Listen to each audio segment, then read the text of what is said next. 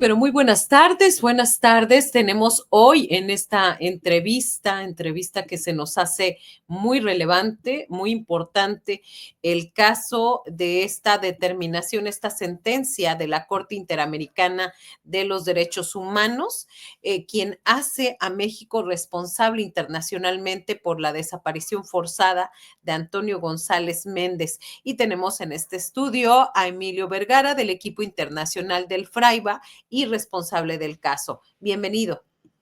Hola, ¿qué tal? Buena tarde, Marta Olivia. Muchas gracias por el espacio y un saludo a la audiencia.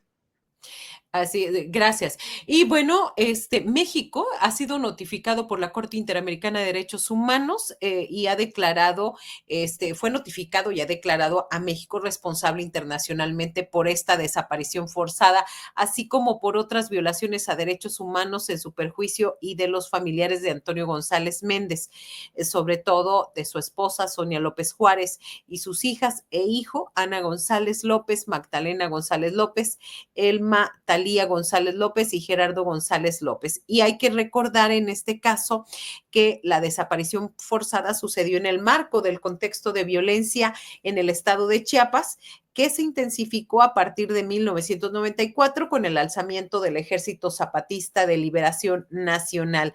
Uno de los detalles más importantes ahí es que hay que destacar que en Chiapas operaban pues organizaciones consideradas enemigas del EZLN y la víctima, un indígena maya chol, integraba las bases civiles de apoyo al EZLN, era simpatizante del entonces PRD y fue visto por última vez cerca de una zona donde actuaba el grupo paramilitar Paz y Justicia.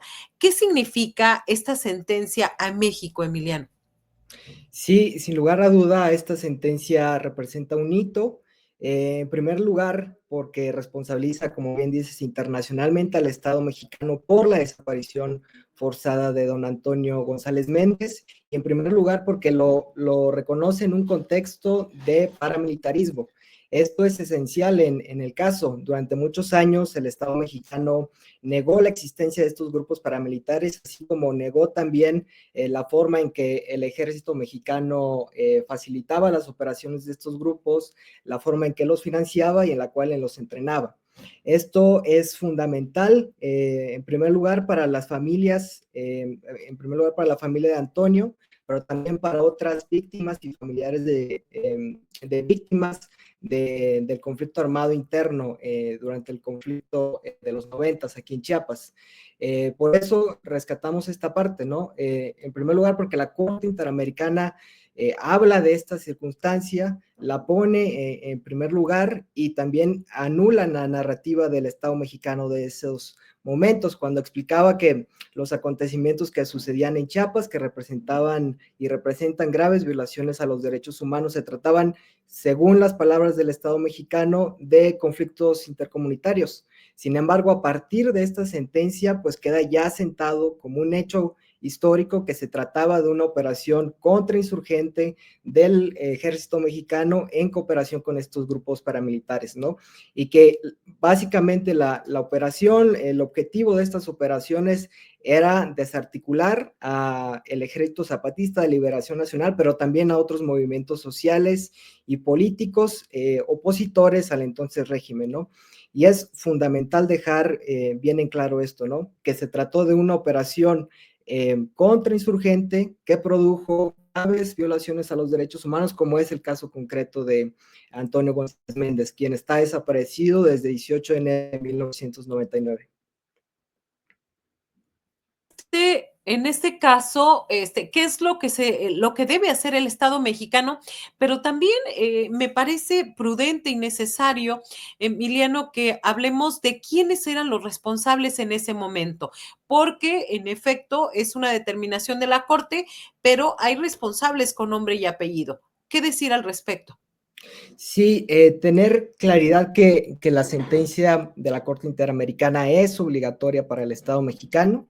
En ese orden de ideas, el Estado mexicano va a estar obligado a reparar integralmente a la familia de Antonio González Méndez, Ahí ordena una serie de medidas que tienen que ver con atenciones médicas, que tienen que ver con compensaciones económicas, pero que también tienen que ver con una búsqueda diligente en vida de Antonio González Méndez, esclarecer el paradero y suerte de Antonio y también continuar con la investigación penal y contarles que hay aún activa una investigación penal que ha estado en una fase previa a la judicialización de los casos y pues contarle que es ahora una obligación del Estado mexicano impulsar esa investigación, ¿verdad?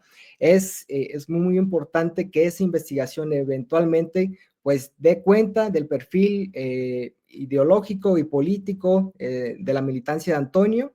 Es decir, esa investigación debe de partir de que Antonio es un militante del zapatismo, un militante de los movimientos indígenas de la zona de Chiapas, y que eventualmente pues tiene que investigar e indagar sobre los modos de operación de ese grupo paramilitar. Como bien lo mencionabas hace un momento, el grupo paramilitar que actuaba en la zona donde desapareció Antonio era Paz y Justicia, un grupo que recibió asistencia por parte del mando militar en esa época, y que eso pues también eventualmente debe deslindar responsabilidades, ¿verdad? No solo debe de quedar en, digamos, esas autorías materiales dentro del grupo paramilitar, sino también esas autoridades intelectuales dentro de las autoridades estatales, no solo a nivel Chiapas, sino también de los mandos militares, y también, si es que lo hay, y eso la investigación lo deberá esclarecer,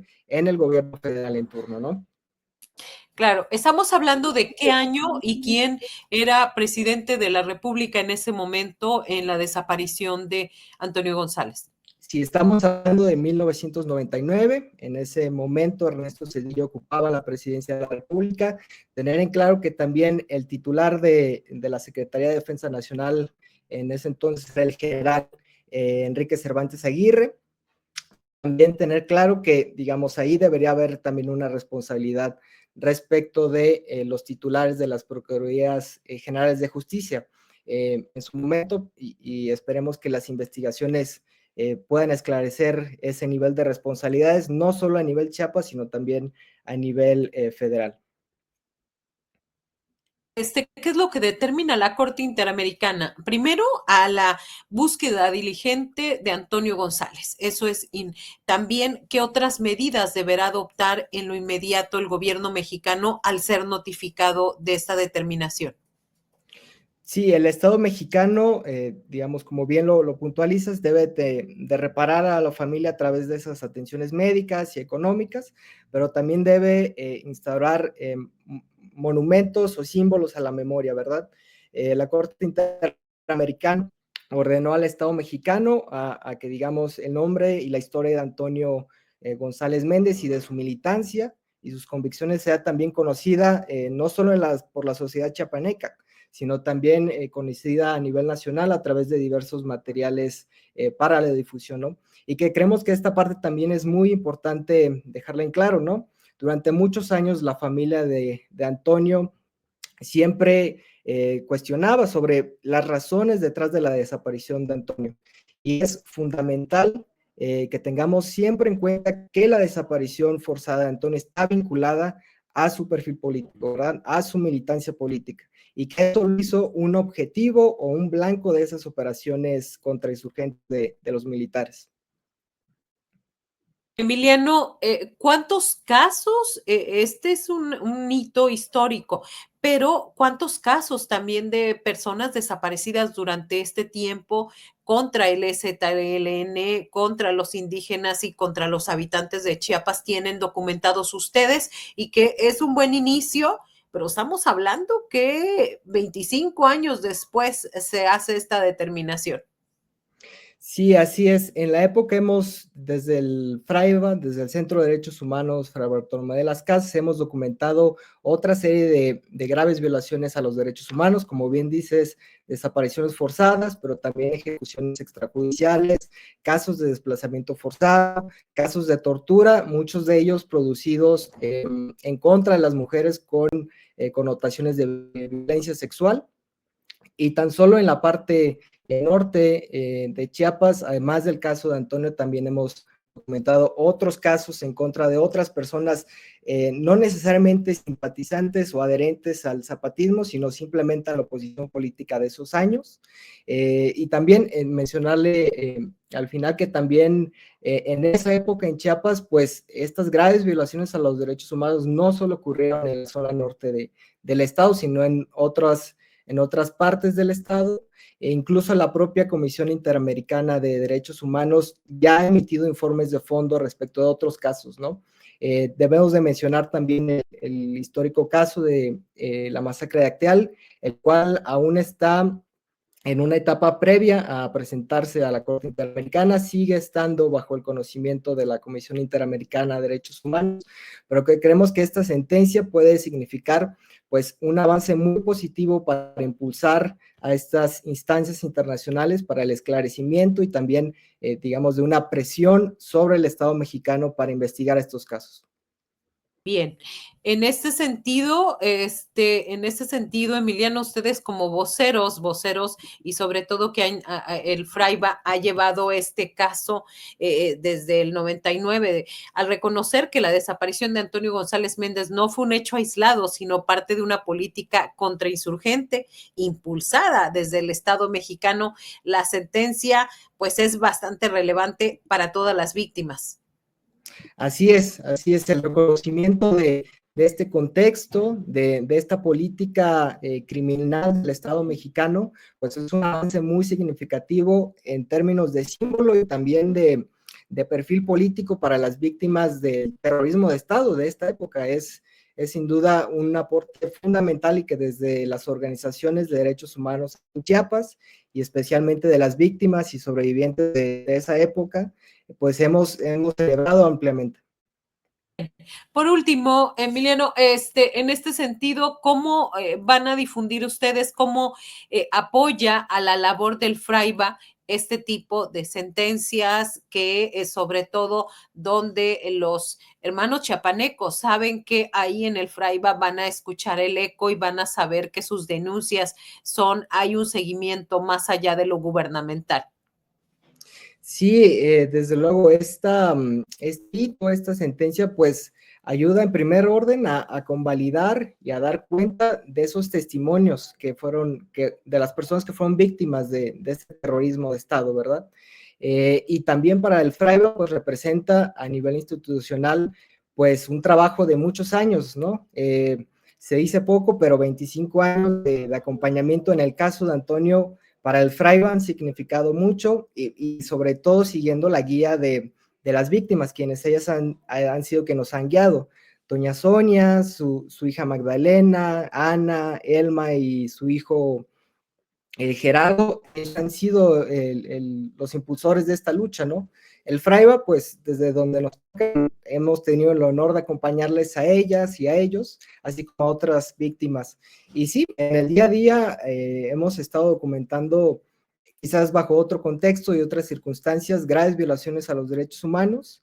El contexto hoy en día en Chiapas es particularmente difícil, esto más en relación a la violencia generalizada que se vive hoy, pero que sin duda este tipo de acciones representan mucho para las víctimas. Pues muchísimas gracias por estar aquí en esta entrevista, Emiliano Vargas del Centro Fraiba, sobre todo apoyando y escuchando ahí nuestros hermanos chiapanecos. Gracias, muy buenas tardes. Gracias a ti, buena tarde.